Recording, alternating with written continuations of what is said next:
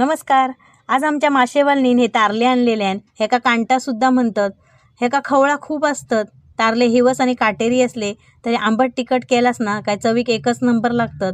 सुटी करून धुवून मीठ लावून ठेवलंय.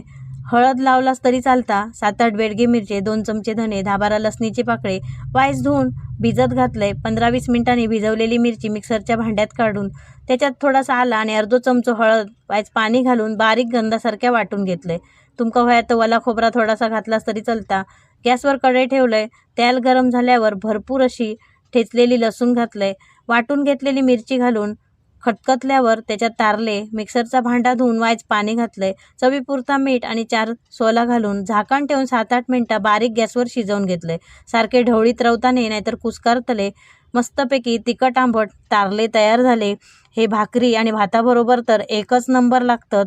पण तारले खाताना काटे मात्र जपान खावा.